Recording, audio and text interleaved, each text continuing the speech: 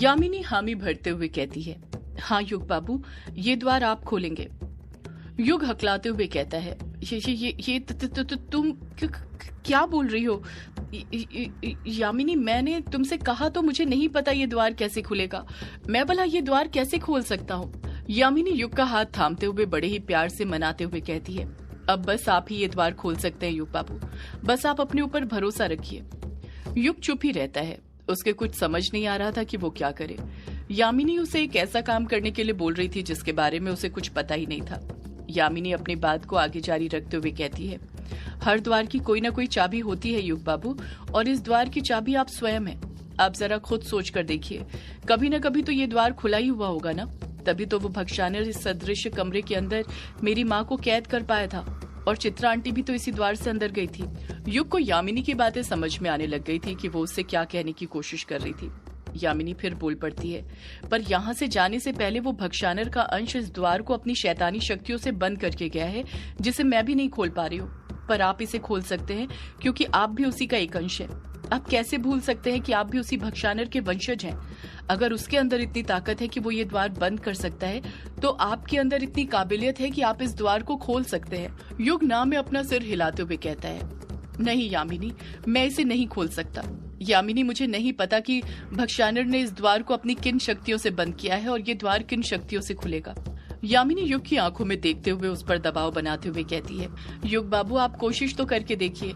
ऐसे कैसे आप मना कर रहे हैं? आप जानते हैं ना, मेरी माँ इसी द्वार के पीछे सालों से कैद है। अब उसे बस आप ही इस कैद से रिहा कर सकते हैं, इस द्वार को खोलकर। अगर हमें माँ मिल गई तो फिर हम तारा तक भी पहुंच जाएंगे। मेरे लिए एक बार तो इस द्वार को खोलने की कोशिश करिए। युग बाबू, अपनी शक्तियों का प्रयोग कीजिए। वो शक्ति जो उस भक्षानर के अंश से आपको मिली है, आप उसे उसी के खिलाफ उपयोग कीजिए। युग यामिनी दोनों एक दूसरे की आंखों में डूब गए थे। बाकी सबकी नजर भी उन दोनों पर ही टिक गई थी। हर कोई उन्हें ही देखे जा रहा था। यामिनी को युग से कई उम्मीदें थी और युग ये बात यामिनी की आंखों में देखते ही समझ गया था, और वो ना चाहते हुए भी यामिनी की बात मानते हुए कहता है, ठीक है यामिनी, मैं कोशिश करके देखता हूँ सिर्फ तुम्हारे लिए। युग जब ये बात बोलता है तो सबसे ज्यादा गुस्सा अभिमन्यु को आता है, क्योंकि वो नहीं चाहता था कि युग भक्षानर के अंश की दी हुई शक्तियों का उपयोग करे। इससे उस पर बुरा असर भी पड़ सकता था। उसे कुछ भी हो सकता था, पर इस वक्त वो भी जानता था कि उस द्वार का खुलना कितना जरूरी था। इस वजह से वो अपने गुस्से को अपने अंदर ही अंदर दबा कर रखता है। अभिमन्यु के सिवा अगर कोई यामिनी पर गुस्सा था तो वो वर्चस्विनी थी, जो उसकी बेटी तारा को छोड़कर अपनी माँ को बचाने में लगी हुई थी। वर्चस्विनी भी यामिनी को गुस्से के साथ घूरे जा रही थी, पर वो जानती थी कि इस वक्त वो भी हालातों के कारण मजबूर थी, इसलिए खामोशी के साथ अपने गुस्से को अपनी मजबूरी के पीछे छुपाए हुए थी। अगले ही पल युग अपने दोनों हाथ आगे बढ़ाता है और उस आंख की पुतली की तरफ कर देता है जो फर्श पर उभरी हुई थी। युग उस पुतली की तरफ गुस्से के साथ देखने लग जाता है। उसे उस पुतली में भक्षानर का चेहरा नजर आने लग जाता है, जिसे देखकर उसके अंदर का क्रोध बढ़ने लग जाता है। देखते ही देखते युग की कलाई पर जो 4 निशान बने हुए थे उनमें मूवमेंट होने लग जाता है। वो निशान कलाई पर ही घूमने लग जाते हैं। ऐसा लग रहा था जैसे वो निशान युग के अंदर की शक्ति को जागृत कर रहे हो। यामिनी युग के अंदर के क्रोध को बढ़ाते हुए कहती है, याद करिए युग बाबू, वो भक्षानर का अंश ही है जिसकी वजह से अनुराग अंकल बदल गए थे। वो भक्षानर का अंश खा गया आपके पिता को। उसने आपका पूरा परिवार बर्बाद कर दिया। उसकी वजह से ना आपको बचपन में माँ का प्यार ढंग से मिल पाया, ना ही पिता का। उसने आपसे आपका सब कुछ छीन लिया। अब आप भी उससे उसका सब कुछ छीन लीजिए। आप उससे बदला लेना चाहते हैं ना, तो खोल दीजिए ये द्वार।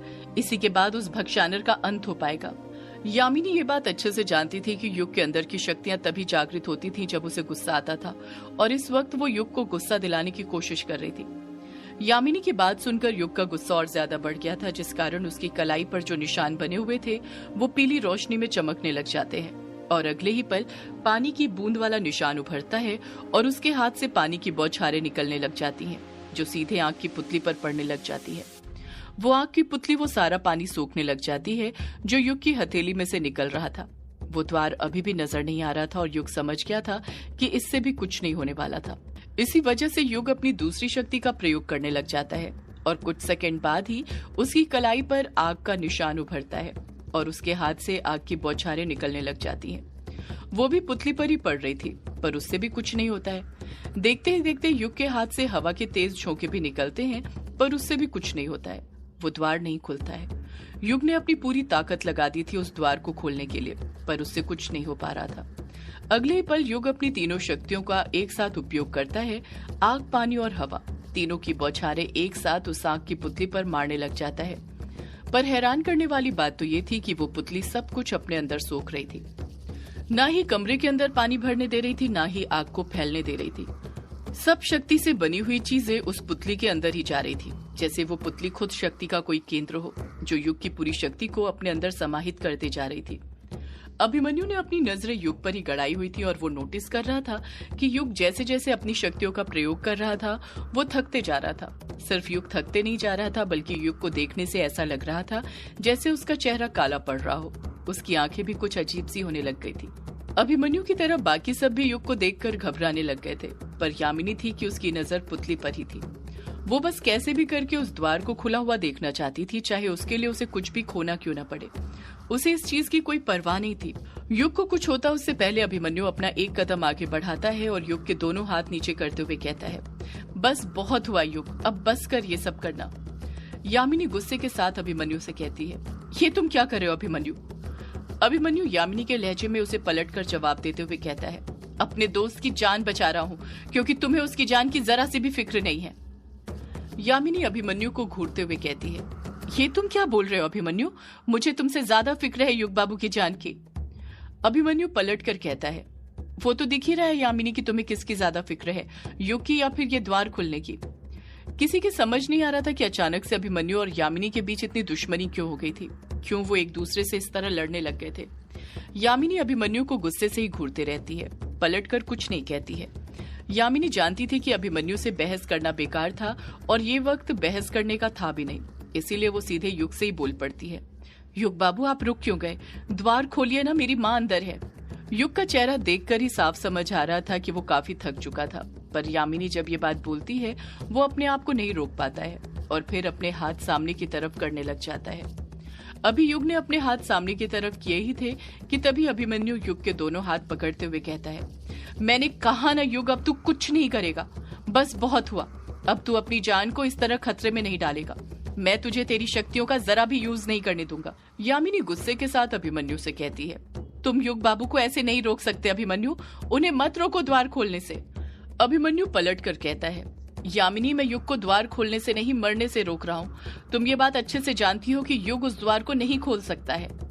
यामिनी ना में अपना सिर हिलाते हुए कहती है, नहीं अभिमन्यु तुम गलत हो, युग बाबू ये द्वार खोल सकते हैं, आखिर वो भक्षानर के वंशज ही तो हैं। अभिमन्यु यामिनी को उसी की बातों में घेरते हुए कहता है, वही तो यामिनी, युग बस भक्षानर का वंशज है, भक्षानर नहीं।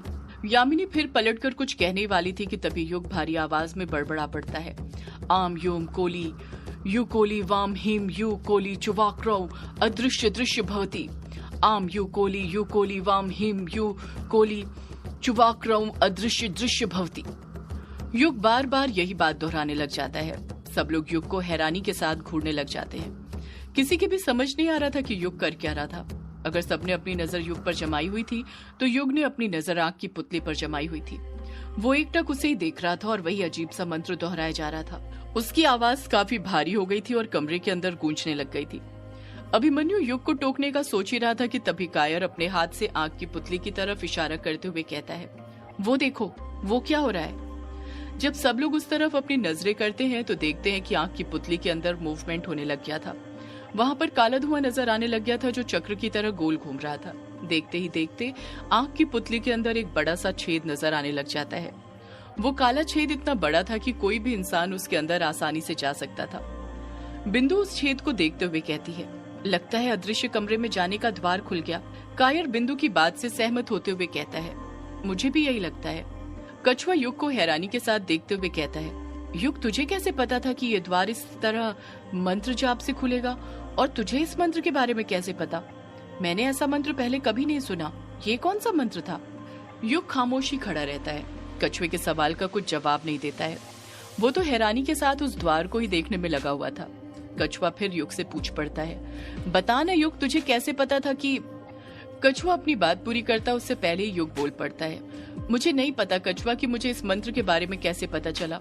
ये मंत्र अपने आप ही मेरी जुबान पर आ गया, जैसे ये खुद चाहता हो कि मैं इसका जाप करूं। कोई कुछ कहता उससे पहले ही यामिनी अभिमन्यु को घूरते हुए कहती है, मैंने कहा था ना अभिमन्यु तुमसे कि मेरे युग बाबू ये द्वार खोल सकते हैं। देख लिया तुमने, तुम्हें नहीं पता पर मेरे युग बाबू बहुत कुछ कर सकते हैं। अभिमन्यु यामिनी से पलटकर कुछ नहीं कहता है। युग की शक्ति ने उसे भी खामोश रहने पर मजबूर कर दिया था। यामिनी उस द्वार को देखते हुए कहती है, माँ इसी के अंदर कैद होगी। मैं आ रही हूँ माँ, मैं आ रही हूँ तुम्हें बचाने। इतना कहकर यामिनी उस पुतले के अंदर जो काला छेद नजर आने लग गया था उसके अंदर कूद जाती है। युग भी यामिनी के पीछे पीछे पुतली के अंदर जो द्वार बना हुआ था उसमें कूदने के लिए अपने कदम आगे बढ़ा ही रहा था कि तभी अभिमन्यु उसे रोकते हुए कहता है, अब तू कहाँ जा रहा है युग? यामिनी गई तो है ना नीचे, वो आ जाएगी। युग अभिमन्यु से पलट कर कहता है, नहीं अभिमन्यु, मैं यामिनी को अकेला नहीं छोड़ सकता हूँ, मुझे उसके साथ जाना ही होगा। इतना कहकर अभिमन्यु का बिना कोई जवाब सुने युग भी उस पुतली के अंदर छेद में कूद जाता है। युग कूदा था तो जाहिर सी बात थी अभिमन्यु का कूदना लाजमी था। वो भी नीचे चला जाता है और एक एक करके सब उसके अंदर जाने लग जाते हैं। वर्चस्विनी खुद से बड़बड़ाते हुए कहती है, पता नहीं मेरी तारा बेटी किस हाल में होगी। वर्चस्विनी जानती थी कि वो अकेले कुछ नहीं कर सकती थी, उन सब की मदद के बिना तो बिल्कुल नहीं, इसलिए वो भी न चाहते हुए चुपचाप उस छेद में कूद जाती है। अब बस अमोदिता और रजनी बचे हुए थे उस द्वार से अंदर जाने के लिए। अमोदिता अंदर कूद ही रही थी कि तभी रजनी उसे टोकते हुए कहती है, नालायक लड़की, तू कहाँ पर जा रही है? अमोदिता जवाब देती है, नीचे माँ, सबके पास। रजनी अमोदिता को मना करते हुए कहती है, कोई जरूरत नहीं है तुझे इन मूर्खों के साथ नीचे जाने की। नीचे कोई खतरा हुआ तो, अगर काला साया इनका इंतजार कर रहा हो तो? अमोदिता तेज स्वर में पलट कर कहती है, अगर वो काला साया नीचे इंतजार कर रहा होगा तो ये तो और अच्छी बात है माँ, उसका नीचे ही खात्मा हो जाएगा। सदियों से है पुरानी ये है यक्षिणी की कहानी। यक्षिणी एक आग है, यक्षिणी तेरा ख्वाब है।